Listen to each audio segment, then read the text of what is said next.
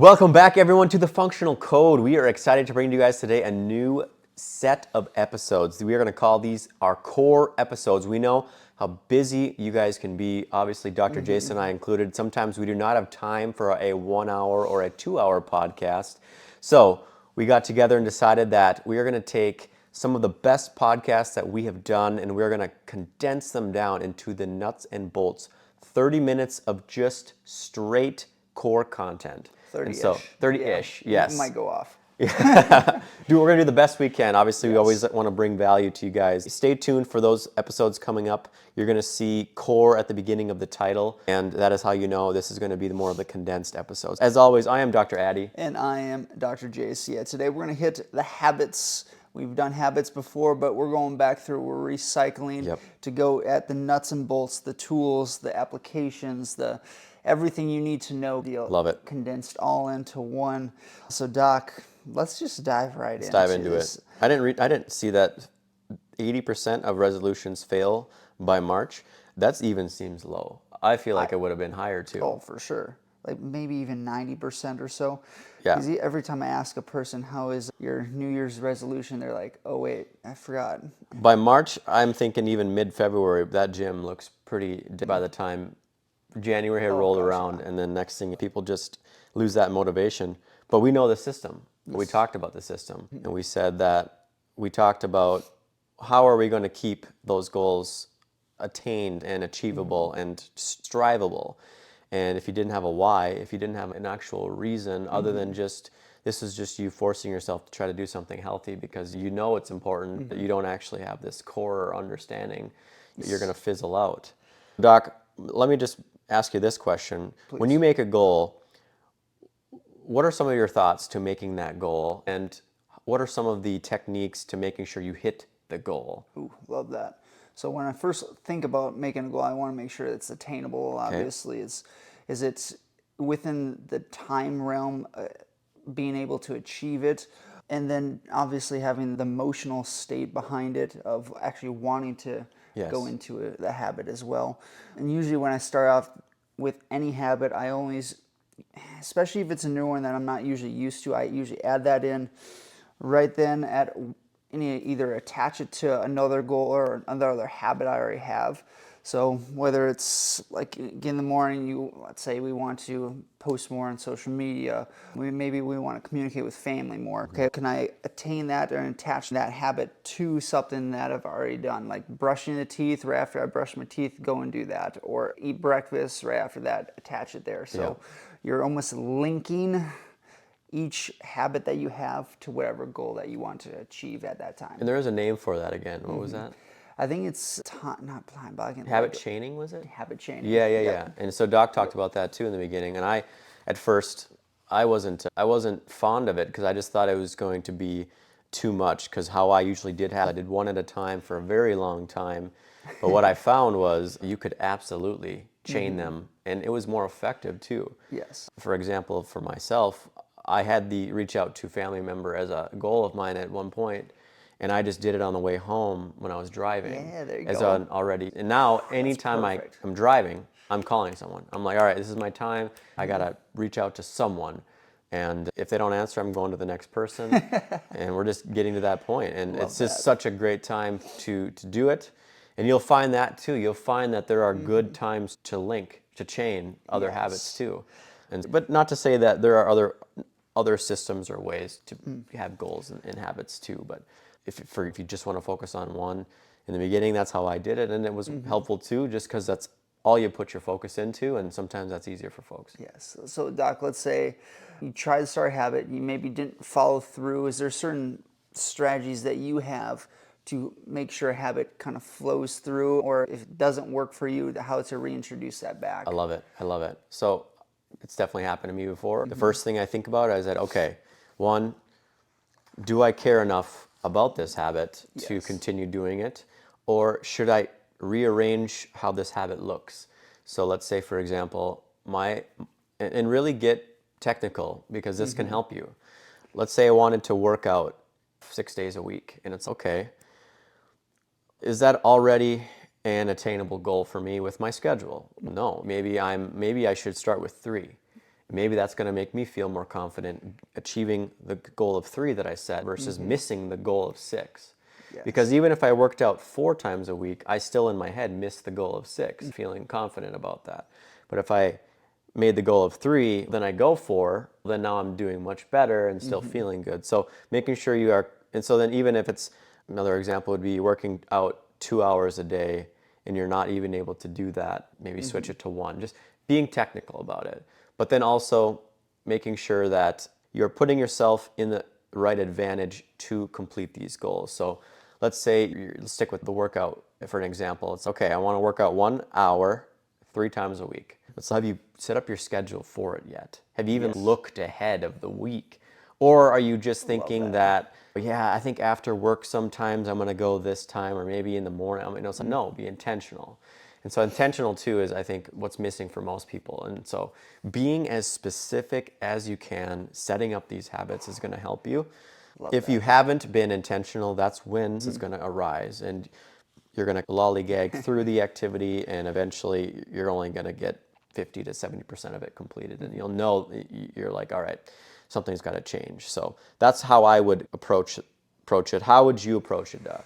No, I think that's very smart. As long as you're moving towards it, maybe not at the pace that you like is a whole thing in itself. But being okay, let's say you missed your goal, that's fine. At least you did something towards it. So giving yourself grace and then moving forward. But I think you hit the nail on the head. You have to almost block out these times within your schedule, because naturally your body is lazy. Your mind wants to almost conserve energy. Same thing with your body. So knowing that's a principle for everyone, that it's going to be an uphill battle for everyone unless it's built into your everyday process for months and years on end. Until you get to that point, it's an uphill battle until it stagnates or plateaus. Do you believe in writing your goals down? Yes. Yes. I think it's the more you see it, and I like the one where you put it on write your goals down, take a picture, maybe put that picture as a screensaver on your phone, to where you can consistently looking at the goals and then changing on a consistent basis, maybe every month, every quarter. Can do every year, but usually I like starting smaller and then working up, because the more big the goals is, the more daunting it is, the more mental friction you have to go into that. But if you have the small attainable goals, it almost moves you up the ladder or up that hill. I love it. And they even say that's how you should start with goal setting. Those tinier habits, tinier goals, you can almost snowball them with completion to usually larger, greater goals. I love that. Doc, because I know we've touched on this in the past, in terms of tracking strategies, I know there's different apps for it, whether it's certain apps on the phone, or we've heard some from Hermosi. What are some that you've either used or want to use? Yeah, I think there are many ways to build your habit formation, whether using something like a pen and paper or digital apps. All these things are super helpful. Some of them have even AI built into them now, which can be quite helpful. I haven't used them yet, but I've looked into a couple. I think Motion and Notion are both two that you can look into. But for myself, I am just old school, and every year since I was 22, I'm now 31, I have written my goals down on paper. Love it. And every year it's the same. I have 5 categories of my life that I choose to write 5 goals for each category. A certain small, maybe 2 to 3 of them are smaller attainable goals in that category, and then 2-ish, 3-ish are larger, maybe that would take longer attainable goals, but it's always for the year. And then I have a separate 1 or 2 goals for my 5 and 10 year, but these are like big ones where I don't have to think about them. I already have them built in me. These are the ones I know I'm going to achieve, so I don't really write those down. So I take it year by year, but I know that I've done well when I've hit about 70% of my goals that I've written for the year. If I hit 100%, it's still good. However, it means that maybe I didn't set as hard a goals as I should. If I only hit about 30% of them, then I knew maybe my goals were a little too big for that year, and I can just make sure to coordinate for next year. Oh, I love that. Because you still want to feel confident. If you missed 80% of the goals you made, that's not a fun year. You want to be able to build, like you said, use that kind of ladder analogy to climb throughout the year and hit those goals. So I love that. Yeah. So let's say, because I know I'm in the same boat to where if maybe you want to help others achieve their goals, or maybe whether it's a family member, maybe helping a coworker, your child, your spouse, grandparents, it doesn't matter. I know for us in the beginning of the year, I always asked a bunch of questions to my staff and team members that I work with. And then whatever goals that they have, is there certain things that I can do to help them achieve their Yeah. goals? And then we have everything on a huge calendar. Yes. And then we look at that on a monthly basis and sometimes on a weekly basis as well.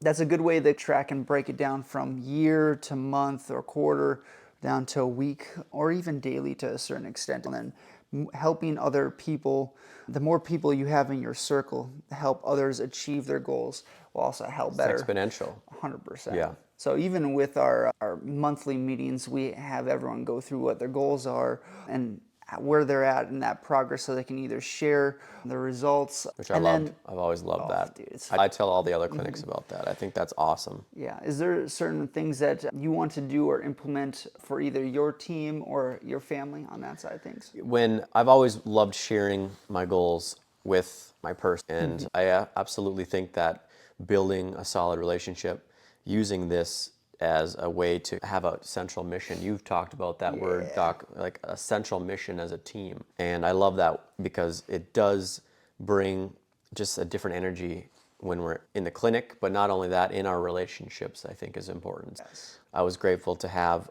I'm grateful to have a partner who enjoys that process with myself. And we have the same mindset where we set goals in the beginning. We're always checking in on them each week and then making sure that we are intentional about striving towards them together. And then, of course, just making sure that if we ever need to change or tweak, we're doing that. But that has been, in my opinion, some of the best ways to grow a relationship and to improve communication. And because it's positivity, and instead of just talking about the same old thing where it's like, hey, how are we doing on this? What does this look like? It's just a different mindset shift. And for me, it works. And I think for some of you, if you already are writing goals, but your partner isn't, I think that's a great conversation to have where you guys can come together and maybe teach them and show them it doesn't have to be like myself, 25 goals to start, maybe a few goals, and then just checking on them monthly with each other. And I just think that's such a different conversation to have than the same old, what are you watching on Netflix at night conversation, because I think it gets old. For you guys, if that's how you want to live your life, and that's totally fine, but we're only on this earth for so long, so why don't we use it to be as efficient and productive as possible? You don't have to talk about it every night, but weekly, monthly, I think this is still a great thing to do to improve your life. And even working into, for those that feel like you're going through the cycle and doing the same thing over and over again, it almost creates this identity within yourself. And you may feel like whatever habits that you have, that your identity is almost linked towards that. And that's where I feel like it's almost even more challenging to either break those habits. So when we're looking at changing the identity or changing the certain things that we do on an everyday basis, Doc, what are certain things that you look at in terms of how to break a habit, how to help move that needle in the right direction of what you want your goals? I like that you brought identity up, because that's how I kicked my habit of substance abuse, because I became that. And then to come out of it, I had to say I was not that. I had a 180-degree shift. And it was this, I'm never doing that again. And I had to live that. And I had to be completely opposite of what I was. But without confusing everyone, I'm going to use this as an easier analogy. But I like this here. When you're trying to eat healthier, okay? Let's start with the goal setting portion of it. When you are writing your goals, just to say, I will try to be healthier as a goal, you should say, I am going to be the healthiest I have ever been this year. Or even just put, I am already the healthiest I have ever been this year. And then those words, you are starting to change and build that identity, just like you talked about. Yes. And you're going to say, or you could even be more intentional and say, I have eaten 6 healthy meals a week or per day, or something to that nature, where you're putting yourself in that state already. And it's that confidence, that ability to already shift and change your identity. I don't know, maybe what would be some other ways, Doc, that I'm blanking on, but you get what I'm talking about. Yeah, and I think recognizing that it's a bad habit of yours in the first place is, I think, key one. For sure. And whether it's you stop right then and there and either you recognize it, you either change the setting or place. Say, for example, you're going getting snacks at the end of the night just because you're either constantly bored or you just have that habit built in to where after you eat dinner, you maybe have a bedtime snack Yeah, or of course. something like that. So just recognizing when you're even having that urge, whether it's you're sitting on the couch and want to get up and get something, or you walk up to the pantry or to the kitchen, what have you, recognizing it, change the setting, which will help change the mindset, and then either add in and link in something better. So whether it's, and I usually use this for most habits, either drink water, because most people aren't drinking water in the first place. And it's simple enough to where you recognize it, change the setting, you add in a positive habit, and it can be so small like drinking a glass of water. Something that will move the needle in the right direction for each person, whatever that is for you. Maybe let's add in that eating, trying to go get a snack. Maybe you want to get to bed earlier so you can wake up early in the morning. So instead of going there, move your way to the room, and that's a positive win. And then recognizing it. And then building up that habit. So every time that you do that negative habit or move in that direction thereof, recognizing, change the setting, and then link something positive. It changes the neurology in the brain, and it helps for almost switching those negative habits and making them good, or allows that avenue thereof on that side of things. And you, in a way, use some substitution with that, which is something I like to talk about because that's what helped me get off substance, is using, instead of alcohol, I did soda. Now, some would say, well, that's not a very good substitute. And I'm like, in my situation, yes, it was.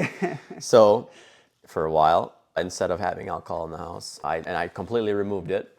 So, you know, for you, if it's snacks out there, then remove all your snacks, bad ones, and you can replace them with good ones. So the habit's still built. It's just you have nowhere to go but to choose a healthy snack now. I love that. Now you're helping yourself out. And then eventually I switched from soda to tea and then sparkling water, and that's what I'm pretty much stuck on now, is sparkling water, which it definitely took me a while to get to that point. But really what you can do is just making sure, if you know the habit's already there, how can you give yourself the advantage to win when you're trying to change the habit? So that substitution process can be very helpful. And I think the two best situations that I got for examples would be those two. It's instead of alcohol, you have this ready, or instead of a snack, you have this ready. Have you any other examples? No, I like that. And just even going down that same pathway, when you start on just accumulating those things, it usually starts in the grocery store. And I always want to add this in, especially when it comes to habits. If you want to live and try to not allow yourself for those urges, when you walk in the grocery store, more times than not, the healthier foods are on the perimeters, on the outside edges. As long as you allow yourself to move around the outside of the store to the checkout and out, I think that'll help even more than people may believe. So I want to add that in. And then another thing to add in too is priming the brain. So I think visualization with habits is also incredibly important. And this is where we can get into, and whenever you want to start a habit or maybe break a habit, mentally just sitting down, even if it's for 1 minute, and it may seem like a lot of friction just even sitting down and thinking, because all of us, our attention span is so small. So recognizing that. But when you sit down, visualizing what habit you either want to break and understanding, okay, how do I break this? We've already given you some of the key answers to that. Change the setting, link something new to it, or if you want to add in a habit that you're not doing, attach it to something that you are doing in that same time frame. But visually thinking through that changes circuits in the brain, which already starts the process without you even doing the action in itself. Doc, has there been certain circumstances or situations that you've used visualization with your habits? 100%. I definitely think you want to, so for myself, I was always chaotic in my opinion with my schedule. And so I said, okay, what do I want it to look like? What do I want a day in the life to look like? How do I want to fit everything that I want to do into that schedule? And forever in a day, I would visualize, okay, what am I going to do when I wake up? After I wake up, what am I going to do after I commute? What does my day of work look like? What am I doing after work? And I realized that after putting it all together, I didn't have a lot of time in that day. And there was plenty that I missed doing because I was busy thinking about what to do. And so I would time block is really what I did, and made sure that everything that I was wanting to accomplish was time blocked out for me. And if you don't know what time block is, it's just blocking your schedule into minutes at a time, even 1 minute, 5 minutes, 10 minutes, 30 minutes.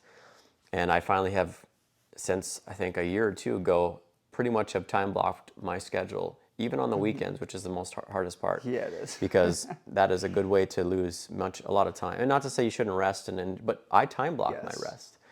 Just yesterday, I have my morning time blocked. I have all this stuff we're going to be doing right after Dr. Jace and I get done shooting that I've already blocked off, and it's Sunday.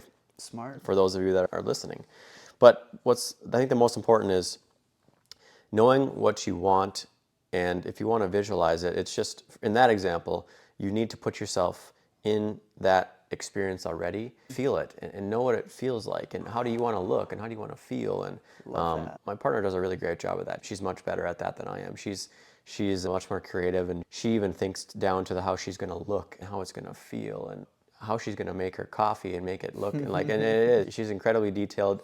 She's in branding, marketing, all that stuff. She's very good at it. But I think for just those just getting into it, yes, making sure that you get yourself to the point first in your brain and start to play around with how it's going to feel, how it's going to look, and are you going to enjoy it? Maybe is another thing too, because that might also give you some ideas on what you want it to look like. But yeah, I think it's super important. Doc, what is one last gem you can bring the audience on habits, and what do they need to do starting tomorrow to start improving their habit formation?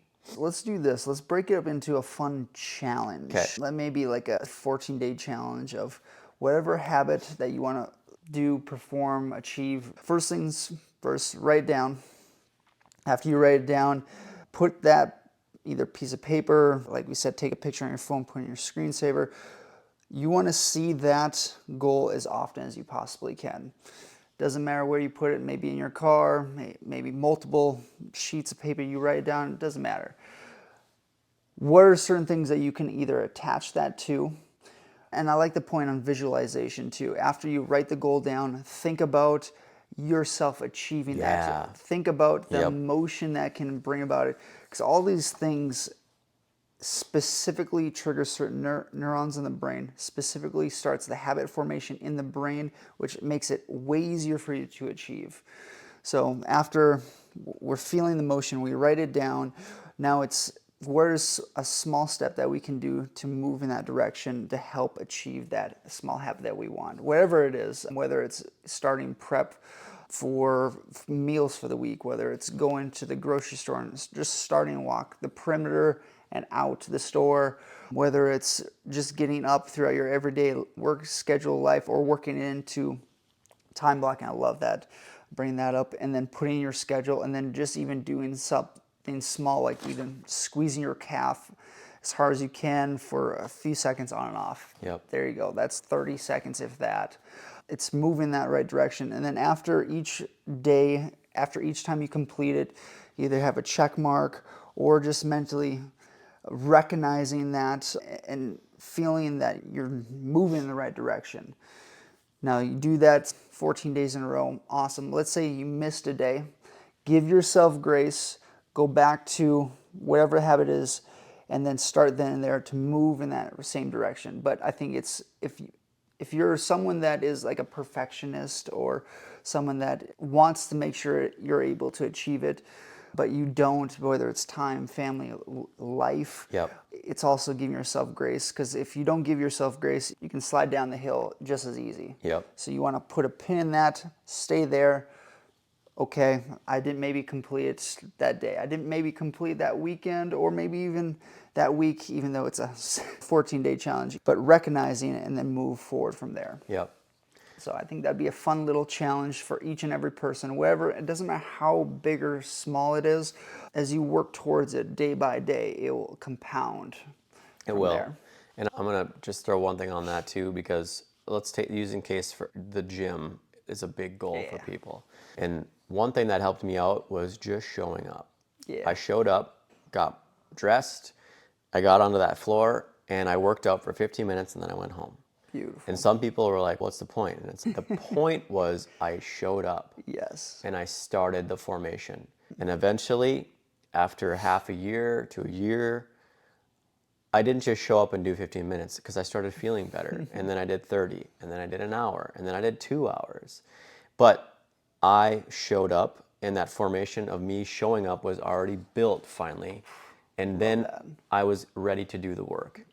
And so sometimes it's just getting the habit built, not perfect. You talked about the perfection. I love that you said that, because people are perfectionists. What does that look like? Yes, at the end we want it to be perfect, but maybe how do we start setting goals to get to the perfect? Yes. And maybe use those tiny bite-sized goals to get to the big goal. That could be absolutely something. And then one last thing I wanted to say was, if you have people around you that can challenge you and can push you, and there are a lot of like-mindedness to it, it makes it so much easier.